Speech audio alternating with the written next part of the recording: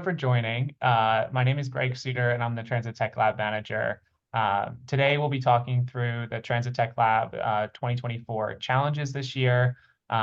We are focused on kind of talking through the way the program is structured, and then we have a few transit agency representatives who will provide a little bit more information about the challenges and how the agencies are approaching this program, and then we'll have some time for Q&A at the end of the process.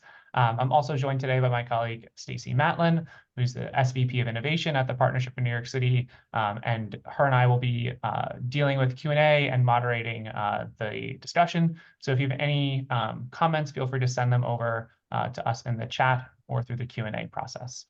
Hey, Greg, is there any way that you can pin the sign language interpreter towards the top of the screen on the right-hand side? Just in case anybody needs that assistance, and this way they don't have to dig for it. You can toggle it, by the way. I just toggled it to the top. Yeah, I think it's for sharing on my side of things, it will be difficult, but if individuals want to pin it on their side, they should be able to through Zoom. All right, thank you. All right. Great. So the Transit Tech Lab is a program that provides a pathway for companies in the growth and early stage phase of their lifetime to work with public transit agencies in the New York City area. We were founded back in 2018 as a collaboration between the Partnership for New York City, which is a nonprofit that works with the business community in New York City to kind of create an environment of growth and innovation. So we were started back in 2018 as a partnership between the Partnership for New York City and the MTA. And we have since grown to start working with 4 of the regional transit agencies in the New York City metro area. We work with MTA, New Jersey Transit, New York City DOT, and the Port Authority. So the way the lab works, there's 4 phases to the process. The first phase, which we are in right now, is the challenge competition process. The challenges that the Transit Tech Lab works with every year come through feedback from transit agency staff and executives that focus around agency priorities. The next phase of the process is the evaluations phase, which will start in March. In this phase, the applicants from the first step will be evaluated by a series of public and private sector evaluators. Then semifinalists of that phase will come to New York to pitch their product and technologies. Successful companies will be selected for an 8-week proof of concept, which is the third phase. In this proof of concept, the companies will work with their transit agency partners to develop a mini kind of demonstration project to show the transit agencies the value of the technology. At the end of that phase, successful companies will be invited to engage in a year-long pilot with the transit agency that they partnered with to kind of demonstrate their technology at scale. This year's challenges are focused on 2 themes. The first theme is customer experience, which is really focused around the transit agencies thinking about how to improve the rider experience for passengers and customers of the transit system. The second challenge is focused around resilience, and this is really focused around kind of two parts of resilience. So the first is a preventative kind of thinking about how to protect the system from extreme weather events. And the second side of this is thinking about how to future-proof the system and how to continue to innovate and grow the system in the future. There's also a third challenge that we are working on this year, which is the CURB challenge, which is a specific challenge that is working with the DOT. There's another info session in 2 weeks, which will focus more on that. So I recommend to check out our website if you have any questions about that and to sign up for that info session. But today we'll be focusing on these 2 challenges. On our website, there is a list of use cases for each of these challenges. They're listed out here. I'm not going to go through them in too much detail, but I would encourage everyone to go to our website to look at these. The way we think about these use cases is these are kind of issues and challenges that individual teams spoke about when we were interviewing folks at the transit agencies. So these are like more of the specifics about what some of the problems that the agencies are looking for. in general, this is a good way of kind of thinking about how your product could fit within the transit agency. So definitely recommend going to the website to check these out in more detail. And we're happy to answer questions about any of these specific use cases. So I know that there's often questions about who's eligible to apply for the Transit Tech Lab. In general, we say we focus around growth stage, early stage companies. What we're really looking for is a company that has established a kind of product market fit for their product. So we're looking for companies that have solutions, that have existing customers, that can deploy those solutions within the transit system in New York. We don't always see companies that have existing relationships and products that have been tested in the transit system, but we do want companies to be able to address the challenges that have been set out. And then the other requirements here are companies need to be independently owned and registered as a corporation, joint venture, partnership, or LLC. We get this question a lot. You don't need to be a New York-based company to work with the Transit Tech Lab. We have companies from across the country and around the world as part of our cohort, but you do need to be registered to do business within New York City, or New York State, sorry, by the time the proof of concept period starts. So I hope that clears up any questions around location. And then there's additional details about eligibility that are in our terms and conditions. I would recommend going to our website because each of our partner agencies has slightly different expectations and terms and conditions. So all those terms are listed on our website and recommend you go check those out. So in terms of the evaluation process for your application, these are the kind of 4 categories that public and private sector evaluators will be looking at. So it's impact, product, team, and value. In general, we really recommend that companies describe themselves and how they can have impact within the transit agencies in their application process. And that's how we see the best kind of success for company applicants. So many of you might be asking, what do you get as a participant of the Transit Tech Lab? In general, we hear a lot from our cohorts that being as part of this process is really valuable for them for a bunch of different reasons. But we see that companies get a really good exposure to key decision makers and user groups within the transit agencies. We work really hard with the transit agencies to develop projects that have specific KPIs that are designed to really give a clear answer for the agencies around the value and the viability of a specific technology. In addition, we have a pretty compressed timeline where you have kind of a clear expectations around when decisions are going to be made, what's expected of you as the company. And lastly, we have within the year-long pilot, there's an opportunity to have funding from NYSERDA, which is the New York State Energy Regulatory Authority. And so in the past, NYSERDA has participated within the Transit Tech Lab to support pilot projects that overlap with some of NYSERDA's goals. So the kind of key timeline here for what the lab looks like for 2024. So the application period will close on February 28th. So please get your applications in by then. Feel free to apply sooner than February 28th. Don't wait until the last day. We definitely see that companies that take a little bit more time with their applications and don't rush things to the last minute have a much higher success rate. So application period ends on February 28th. Companies that are selected as semi-finalists will be invited to come present in New York for their pitch presentation on March 26th and 27th. The demo day, which is a kind of exhibition style program, will be the following day on March 28th. So kind of mark your calendars now for those dates, which are in-person events. We then will kick off proof of concepts on April 29th. So that is the 8-week proof of concept phase. And then the final presentations for those proof of concepts are at the end of June on June 26th, June 25th and June 26th. And both of those are in-person presentations.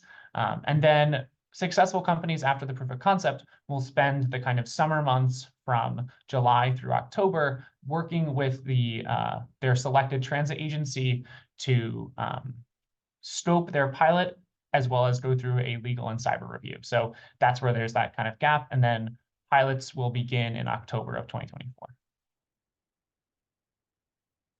All right, and with that, so you've heard a lot from me. I'm going to pass things off now. You'll be able to hear from 3 of our incredible partners from MTA and Port Authority, and they'll speak for a bit about the challenge areas and how their agencies are thinking about the program. So I'll let them introduce themselves, and we'll start off with Eric. Hey, good afternoon, everybody. My name is Eric Wilson. I'm the Vice President for Climate Resilience and Sustainability Planning here at the MTA.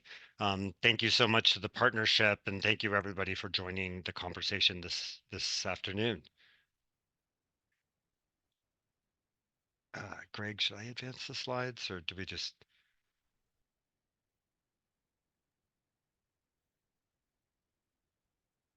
There you go. Awesome.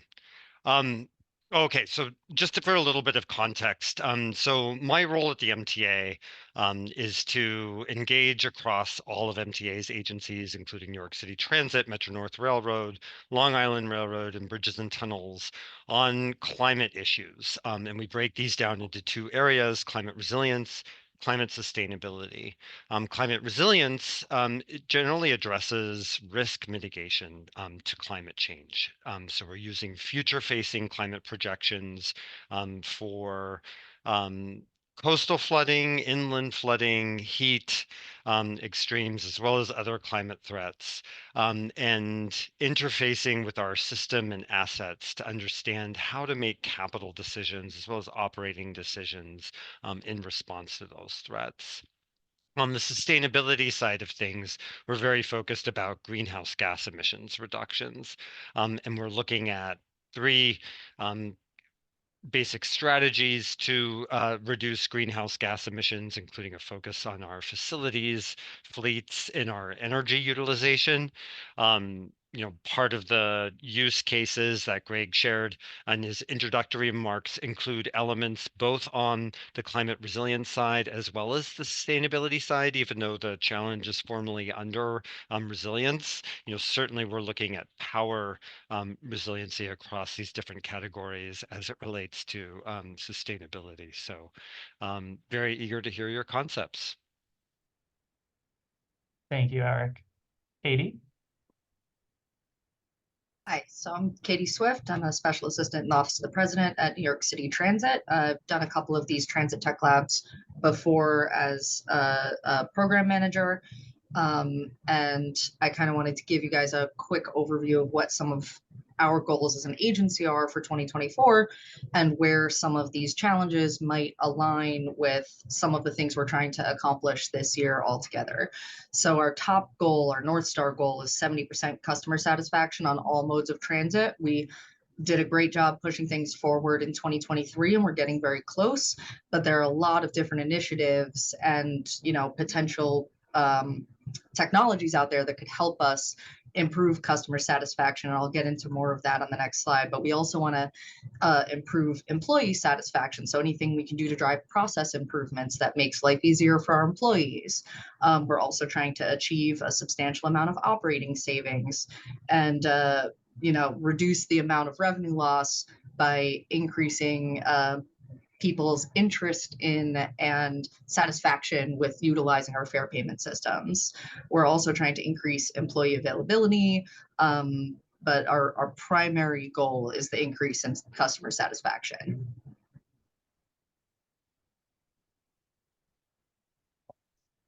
So some of the things, and you're welcome to revisit our committee presentation from earlier this week. It's posted to the mta.info website. But a lot of these were included in that presentation, which goes into a little bit more detail about what we're looking for by mode.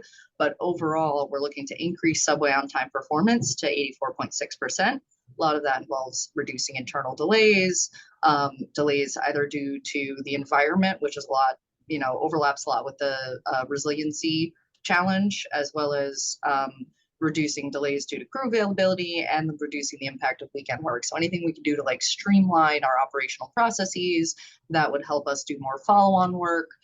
We also want to increase cleanliness, raising station cleanliness satisfaction by 10% this year. So anything we can use to track, monitor, or improve cleanliness in our stations. We also want to increase our perception of safety throughout our system, as well as the actual safety throughout our system. So how can we better communicate with customers and use their feedback to improve safety in stations and in cars? We're also moving towards a zero emission bus fleet. One of our biggest goals is to move to a zero emission fleet by 2040. And in order to do that, we're going to need to increase our maintenance and charging capabilities across the board. And whatever we can do to sort of enhance those workflows to make it easier to log and charge those buses would help us out tremendously. We're also trying to, again, decrease fare evasion revenue loss. So anything we can use to gamify or enhance our customers' interaction with our fare systems would be useful. We're also trying to enhance our paratransit trip bookings, eligibility processing, the kind of things that our customers see, feel, and touch every day. As well as improving the customer feedback loop and communication. So not only improving real-time communications for our customers during incidents, but also the feedback loop when they're telling us, you know, my station is dirty, or, you know, this car has something out. How can we get that information to our operating teams faster and respond to the customer like, you saw something and we did something? Great. All right, Keith? Yeah, hi everyone. My name is Keith Armenitis, and I'm the innovation lead in the tech department here at the Port Authority of New York and New Jersey, along with my my partner Terry Ann Moore Abrams, who unfortunately wasn't able to make it today. We jointly run the Transit Tech Lab innovation stream here at the Port Authority. Port Authority has actually been taking innovation more seriously over the last few years. We originally started working with the Transit Tech Lab, I guess it's going to be 5 years ago now. And then in the last couple of years, we developed something, an internal initiative called the iHub, which also helps us to take a look at new and emerging technologies and how they may be able to help us at the Port Authority. Now, the Port Authority is a very diverse organization. Some people don't realize all the things that we actually do. They just think of our bus terminal in Midtown Manhattan, which is actually a very small footprint for us. We also handle every single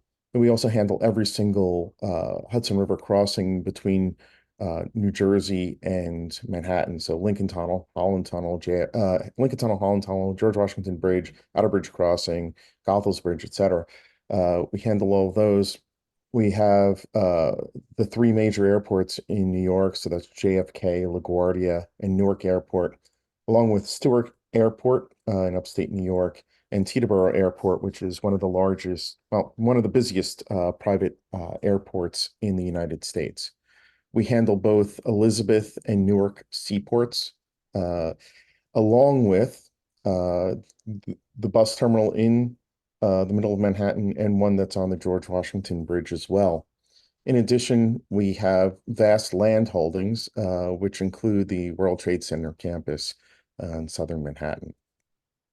So a lot of things that affect us, like resiliency is something that's huge for us, because we literally have to figure out, you know, how we're going to combat climate change at all of our facilities. I'm sorry, I forgot the PATH train as well. We also run the PATH train. So the facility, you know, all of our facilities are affected by extremes in weather. Superstorm Sandy really kind of knocked us out for a long time. We're still, I mean, the PATH train is now just finishing up the work that it needed to do in order to remediate that. So we need to be able to better plan for the future in order to help make sure that our facilities are safe. In addition, our executive director a couple of years ago had put out a thing that he wants the Port Authority to be carbon zero by 2030. So we're looking for people to help us do that as well. And considering that we have one of the largest bi-state police fleets in the United States, that's going to be a significant challenge. Now, on the other side of things, the customer experience piece, as I'm sure you can understand from all the different things that we do, customer experience means something different for each one of our lines of business. So for the PATH train, it may be how do we make the rides better, safer, faster, or sometimes it's just a matter of being able to get information back, right, from our customers. Well, PATH is pretty good at doing that uh, because they have a repeating base that basically uses their service every day. JFK Airport, which has about 20 million people passing through it in any given month, it becomes difficult to kind of send out a survey and ask them what they thought their experience was. So there is a huge focus on our airport line of business as well, simply because of the sheer numbers of people that come through. And we've been busy renovating and updating our airports. There's a new Terminal A at Newark Airport. At LaGuardia, we have a new terminal at LaGuardia, which was named like the most innovative and trying to remember most modern terminal in the United States today. And we're in the process of redoing JFK Terminal 1. So we're looking at ways that we can improve the customer experience through those spaces. We're putting a lot of money into the infrastructure to build that stuff out, but we still need help with some of the other things, the softer touches that we need in order to make our spaces truly world class. So uh, I know that's a lot to throw out, but these are the things that we're looking at you as innovators to help us achieve. Thank you, Keith. Yeah. All right. So now I'm going to stop sharing my screen and we'll start to get into some of the question and answers. I know that a bunch of you had submitted some questions beforehand, so we can start kind of walking through some of the answers to those. And then we can move on to some of the newer questions. So I just wanted to kind of touch on some of the overarching themes that a lot of you had asked before, and I know we touched on a little bit in the presentation, but the way the program is set up is that the program is at no cost to the transit agencies, meaning that pilots and proof of concept periods are unpaid. As we mentioned, there is the existing relationship with NYSERDA, where pilot companies are able to apply for that kind of funding, but that is based on an application process and nothing is guaranteed from the process. So just wanted to clarify that. Additionally, again, in terms of eligibility requirements, we accept applications from companies around the world and encourage all companies, no matter where you're located, to apply to the program. So there was a question about plans to address first mile, last mile problem for passengers. On our website, there's resources listed for each of the challenges, and the MTA's Bike Pedestrian Mobility Strategic Action Plan is one of those links. We'd recommend, if you're curious about first mile, last mile problems for the MTA specifically, that's a really great resource for that. There was a question around kind of the energy storage systems focused at one of the use cases for the resilience challenge is looking at energy storage systems at bus depots and bus terminals. So the kind of general focus is that the MTA is looking at a lot of different technologies there. But we'll put a more detailed response to that kind of question up on our website for the specific companies that are interested in that. The general kind of focus will be around energy storage systems that would be either hydrogen fuel cells or flywheel energy storage systems. So if vendors are planning to demonstrate capabilities or install something for a fixed period at no cost to the MTA, then the kind of caveat is that they would need to integrate the hydrogen fuel cell or flywheel to an existing EV charging depot. So a little specific technical question.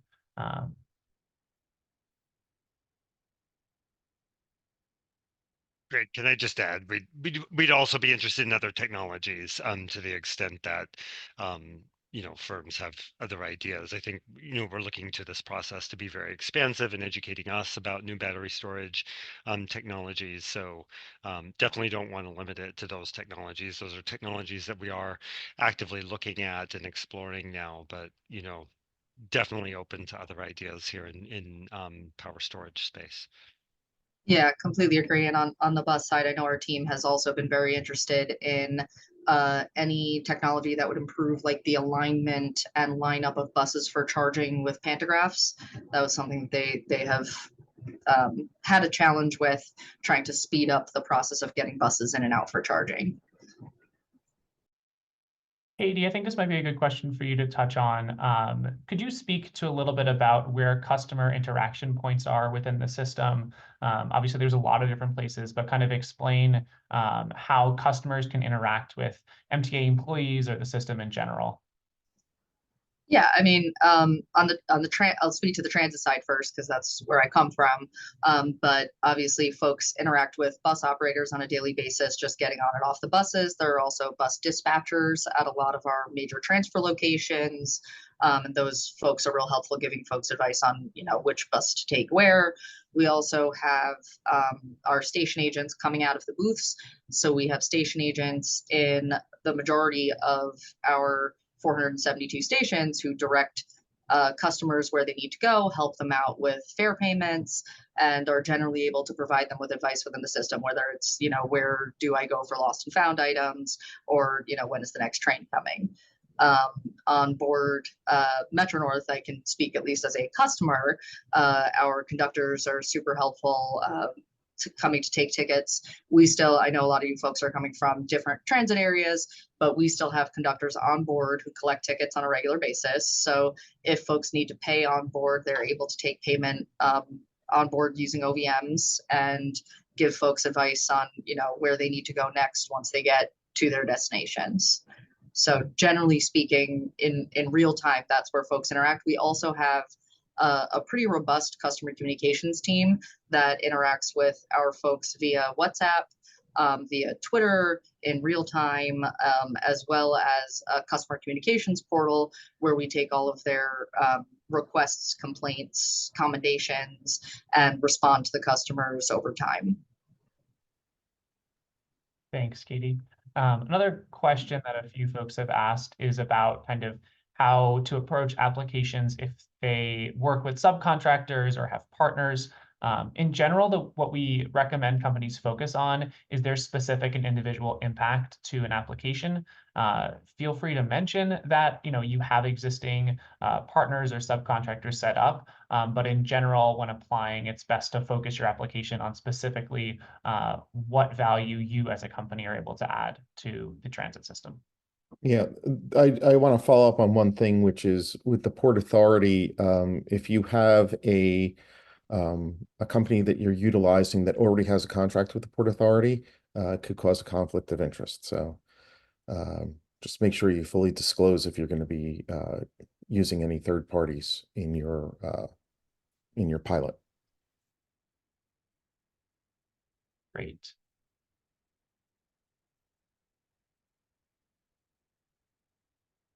Oh, wow. I killed the conversation with one comment. Great.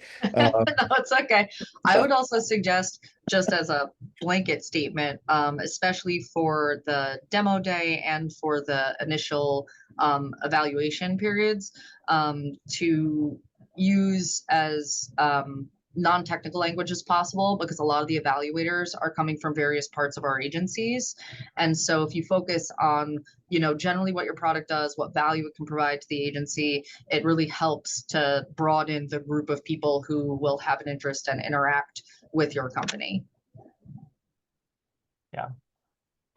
Definitely a lot of questions about specific solution set, asking around like what are the kind of, would the agencies be interested in XYZ application? Again, I'm going to refer back to kind of the overarching challenge questions. If you think your company can answer the challenge questions, then we recommend that you apply, right? That's kind of the way that this is approached, because we start with the kind of issues that the agencies are facing rather than the technologies. It's kind of a reverse process than some other innovation programs or procurements might look, we really encourage you in your application to kind of make that pitch, to talk about what's the value they're able to bring to the agencies. And again, I think also just to note, right, it's valuable to understand the kind of scale that the agencies operate. Like Keith mentioned around Port Authority, right? There's many different divisions, and same goes for MTA, right? We have Katie here from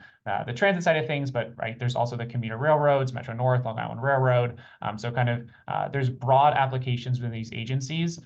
So definitely recommend to kind of look at some of the source material that are listed on the Challenge website that kind of outline the broader agency goals, as well as kind of understanding some of the scope of the actual agencies. And feel free in your application process to reach out to myself or Stacy. We're here to answer questions about how to kind of work through the application process and kind of how to think about these challenges.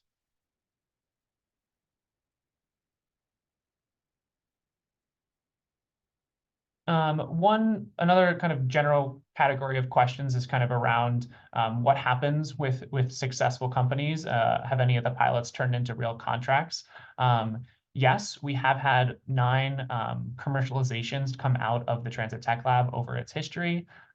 We celebrate those successes. We also, though, point to kind of the other outcomes that we see from the process. I'll refer back to kind of some of the points that I was talking about earlier around what companies are able to kind of get out of the process in terms of the user group feedback, the kind of exposure to decision makers within the agencies. But yes, we have seen and continue to see companies get commercialized out of the lab. And I'd recommend to check out the Transit Tech Lab impact page on our website, which will have some of the specific use cases of successful commercialization projects. Yeah, if I could just follow on to that real quick, Greg.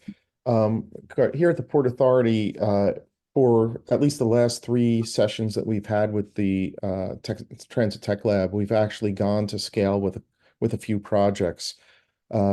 We found that some of the things that hold up companies from being able to get to the next level is being able to make it through the 1-year pilot, right? So there's a proof of concept.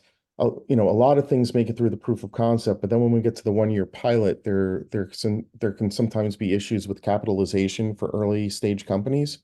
So just make sure that if you're going to be in it, you're in it for the full length of time that the Transit Tech Lab is asking you to do, because we've had things that we were interested in that we had to abandon because the companies that were part of the proof of concept wouldn't be able to do the full 1-year pilot. So, and Keith, yeah. Thank you for that. I'd like to add some color because we also understand that because both the proof of concept and the pilot are unpaid, we are not expecting you to provide a full suite of commercialized services at no cost. And we work really closely with the agencies to make sure that we can define a narrow scope of a minimally viable test at both the proof of concept and pilot phase. So you're not providing a completely free service for an unbeknownst amount of time. And a real value of the Transit Tech Lab that we've heard from entrepreneurs is that you get direct access to a host of decision makers across the agency, and you get clear yes, no timeframes for whether or not your technology makes sense and if it makes sense to scale. So please note that we are not in the business of wasting time. We are not expecting you to provide free services at length. It's more of how can you effectively test your technology in a really large agency? And that's a key value of the Transit Tech Lab. Yeah. Great. Yeah. There's some questions around kind of what the expectations are during the 8 weeks and the pilot. So I outlined the kind of in-person events that we have. So the semifinalist pitch presentations at the end of March, those dates are in person. And then we have the final presentations for the 8-week proof of concept. That is an in-person event. And we also have a midweek presentation of the during the 8-week proof of concept. That's an in-person event. So those are the kind of expectations for physically being in New York. And we also understand the kind of limitations for companies, especially international ones. So feel free to work with us around kind of those dates. But there's not an expectation that you're in New York for the entire 8-week period. It varies project to project in terms of what kind of the installations could look like or anything like that. But those are the kind of key dates and kind of key events that companies within the program are in New York, but otherwise there's not expectations or requirements to be on site.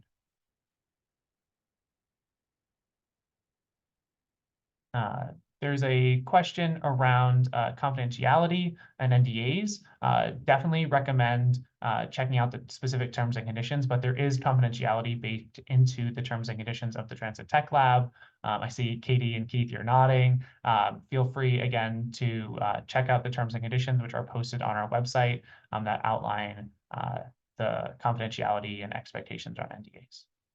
Yeah, and to kind of follow on, at least on the Port Authority side, one of the things that trips us up a lot is getting through our procurement process. But that's something that the Transit Tech Lab has negotiated through a specific contract for these particular initiatives. So there is so much smoothing that goes on based upon our relationship with the Transit Tech Lab that you wouldn't see with dealing directly with the Port Authority on a day-to-day basis. So it's really a fantastic opportunity to actually come in and show us what you can do. And we're excited to see it too, because we don't get to deal with early stage companies as a matter of due course. We're a 100+ year old agency. We still kind of think 100+ years old. So this is something that's like new and exciting for us, even in year 5. So it's a fantastic opportunity, not just for you, but also for the Port Authority. So just keep that in mind. Thank you, Keith. And I want to add just a little color, because that is how the Port Authority has adopted the Transit Tech Lab. Each agency has their own procurement rules and their own procurement processes. So just because you go through the Transit Tech Lab does not mean you get an automatic procurement. There's every agency has their own procurement rules. And so thank you, Keith, for clarifying that for the Port Authority, but that is just for the Port Authority and does not expand across all agencies. Yeah, and you guys great, Stacy and Greg, in terms of setting up, cybersecurity meetings and procurement briefings so that you guys get a general idea of like what the process looks like, getting over those hurdles as we move forward throughout the process.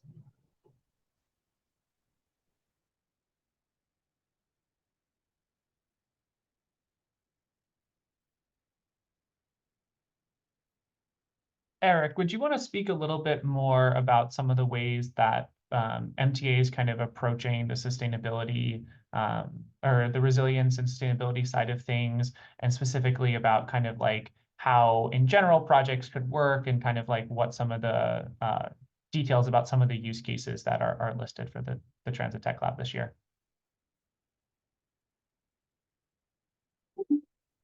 Yeah, absolutely. So there's a lot, clearly, because our system is quite complex and our climate risk exposure is quite acute.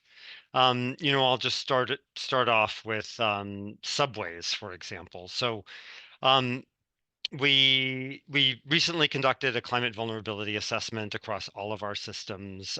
We mapped out all of our infrastructure and looked at long-term coastal surge risk, looked at sea level rise, torrential rainfall risk, as well as extreme heat. And one of the things that came up in that assessment is that we need to develop better and more sophisticated ways of measuring how climate change is really starting to impact our systems. And to the extent that we can start to get some advanced intelligence about wear and tear on infrastructure, or where we may be approaching sort of a point of criticality earlier than we had anticipated, or if there's performance considerations coming up because of extreme heat exposure especially, but also flooding and rainfall risks. It's in the past, we've relied very much on MTA's workforce to provide visual inspections of our infrastructure. And this is obviously very challenging during torrential rainfall events, or, even during extreme heat events. So, I think we are really looking to the Transit Tech Lab to help expand our thinking about the range of tools we might have available to take proactive action to protect our systems, to protect our workforce, to protect our customers, in the face of climate change. And I think this could take, sort of very many different forms. As one set of examples on the climate resilience side and risk mitigation side. Um, one other thing that I will just sort of share, and something that I in as we're looking at climate adaptation in the transportation sector and even beyond, we're interested in identifying ways that we can quantify the value of climate risk mitigations.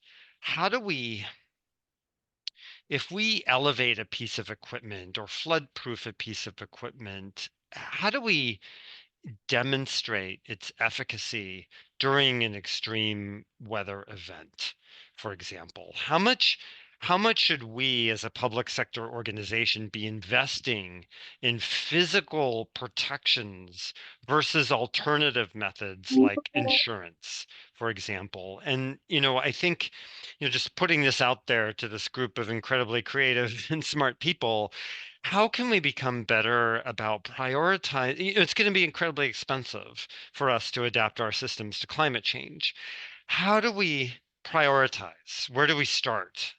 How do we really think through, this challenge of risk exposure and the tools that are available to us, both physical protections, but also other kinds of financial protections that enable us to recover after an extreme event? So just sort of putting that out there as well.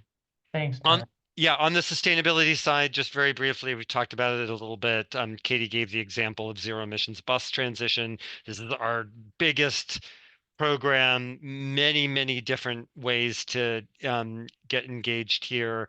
I would just also say facilities, buildings we're also looking at decarbonization strategies for bus depots and beyond. Our buildings are complicated, old, and really multifunctional. Love new ideas to help us decarbonize and monitor progress towards that end. Yeah. Thanks, Greg, for Thank you, indulging Eric. me. No, of course.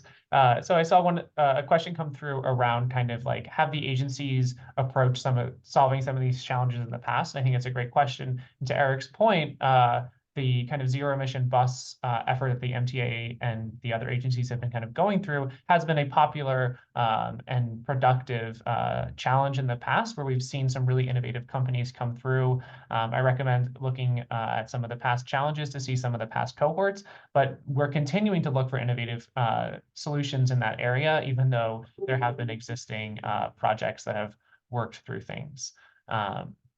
Another question around kind of, do the agencies provide access to their cameras or other data? Again, that question kind of varies in terms of the product and the project specifics, but that is part of kind of what the scoping period would look like, where if you are a solution that needs access to cameras, you would be, set up with the right team and go through the right process to get access to that information throughout the program. We have seen companies successfully integrate within existing sensor systems, as well as we've seen successful companies kind of have their own sensor or data collection instruments as well.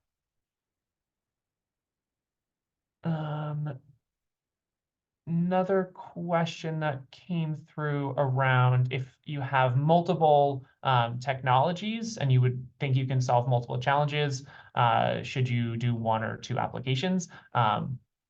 So the best way of doing that is to do, if you have two separate kind of products that would be solving two separate situations, is to do two applications, because of the way the review process will work. The public sector and private sector folks that are evaluating the applications have sector specific knowledge. And so the resilience challenge will be evaluated by folks with relevant experience and knowledge about resilience, versus the customer experience will be evaluated by a different set of folks. And so the way to do that is to submit two applications through the F6S platform. Katie, this might be a good kind of question for you, but is there any specific area that the MTA wouldn't want to be touched, right? Is like whether that's ticketing or processes or anything that like, you know, you would say if you have a solution in this area, like don't bother applying because we're set on this. I mean, there's obviously like some big ticket things that are underway that we wouldn't necessarily want to touch. I mean, obviously, like we have the Omni system underway, so probably not a good idea to propose to us a new fare payment system. But no, by all means, and to answer the other question too, if you would like to fix more than one of our problems, we welcome it. If you have suggestions, solutions, and ideas, feel free to try and submit it. And you know, the worst that can happen is you submit and we go through the rigors and do an 8-week proof of concept and it doesn't work out. But you know, we encourage anyone who has products or solutions to come forward and give it a shot. I just want to say, I think one thing that might be problematic, which we might have tried in the past and run into some issues with, is if someone has a solution to like encourage ridership that has some sort of monetary incentive, that gets a little tricky for us. So, you know, you could ask a more detailed question offline and we can get back to you. Just, I wouldn't want anyone to waste time. Thank you, Suri. And yes, that's a good point as well. We're not going to be able to get to all the questions that are answered today, especially questions that have more specific answers that might require some more expertise. But we'll do our best to you know, respond to folks who have asked questions and get back, and we'll share and update our FAQs on our website to have more specifics about some of the questions that have been asked. I see a question around if a company needs to be certified as a small business, diverse minority-owned company in New York, New Jersey to participate. No, there's not a requirement to be certified as such a company. That's not a specific benefit and part of the evaluation process. There are different rules for different agencies in terms of procurement, but again, that's separate from the actual Transit Tech Lab. We do encourage minority-owned companies to apply to the program. It's something that there's a few questions around that in the application process for us to kind of track and make sure that we're doing our best to kind of address and pull from different areas. Yeah, if I can just say from the Port Authority's point of view, as long as you're not a publicly traded company, you know, you really shouldn't be applying through this process to work with us if you're, you know, if you've got $1 billion in revenue. Also, as I stated before, you know, if you're a subsidiary or you're using a third-party vendor, like, hey, our third-party vendor is IBM, it's probably not going to pass the sniff test. So this is really meant as an opportunity for reaching early stage companies and their innovations. Great. There's a question about solutions related to paratransit or on-demand transit. Yes, there's some, or those solutions are welcome to apply for this competition. There's specific use cases outlined in the customer experience challenge around paratransit. Absolutely encourage those kind of companies to apply. See a question about SOC 2 certification. Companies do not need to have SOC 2 certification to apply to the program. That's not an eligibility requirement.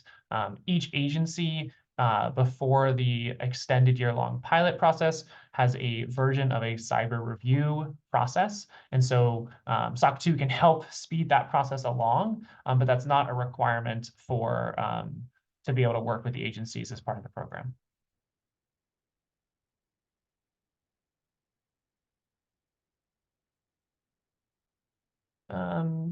Katie and Keith, could you maybe touch on what type of collaboration tools, software tools are currently used by the Port Authority, whether that's Slack, Teams, WhatsApp, just in general, or the kind of what's the software suite that you guys have in your agencies? Yeah, so real quick, you know, we're mainly a Microsoft shop, so you know, Office 365, which includes Teams, and we also have an extensive use of SharePoint. That's where we do that, and DevOps are the two ways that we usually interact with projects that we're working on. So, you know, we will set up repositories for anything that's code-based, so that we will have a central place where it could be looked at, audited, etc. And the credentials for that will be provided once we do onboarding.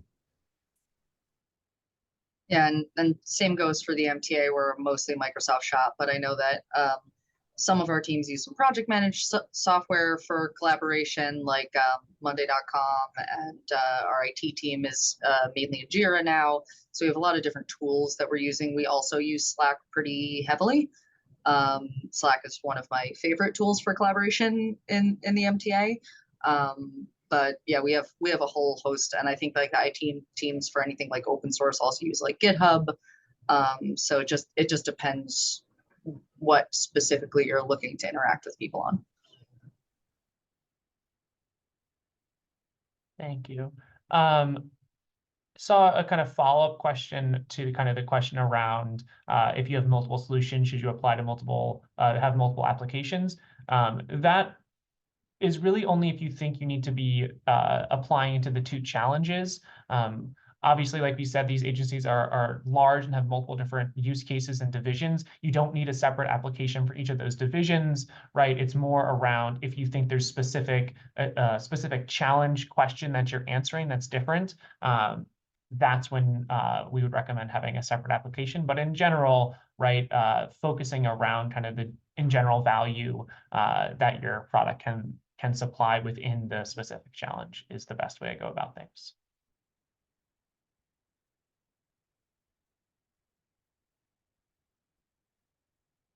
Katie, how would you say that the MTA is kind of thinking about cleanliness? How is that kind of being defined or thought about at the Besides constantly? A lot of the way we're thinking about cleanliness is in terms of our customers' perception, right? And that's one of the reasons we have been, at least at Transit, we've been going very hard at these station renovations where we're trying to redo tile, like all of the things that like we may be going in once a month to power wash the stations, but folks aren't seeing it as clean because we've got 100 years of wear and tear in some of our stations. So we're trying to enhance the customer's perception of cleanliness and not just our regular course of cleaning. And also trying to figure out where, for example, on bus lines, we're seeing people complaining about cleanliness more frequently. So we understand that those bus lines are in more need of enhanced cleaning or end of line cleaning before turnarounds, so that we understand like where they're seeing the issue, because we could clean everything every single day, but we need to address what the customer is seeing. All right, so I know we're getting close to time for the meeting, so I want to be respectful of everyone's busy calendars. I know we didn't get to all the questions here. I'll reiterate that we will do our best to kind of answer these questions and get back to folks who have asked specific questions. But I also would recommend to feel free to reach out to myself directly with any questions. I'm happy to kind of help guide companies through this process. And stay tuned. We'll send out an update once we have kind of the FAQs updated on the website with some of the items we spoke about today. And then this meeting, since we were able to record it, will be kind of posted, and you'll have access to kind of the conversation and questions that were touched on today as well. But with that, I want to thank everyone, especially our agency folks who joined and participated today. I really appreciate everyone's time and interest from the company side of things. I really look forward to seeing your applications, and please be in touch. Get those applications in. As a reminder, applications close on February 28th.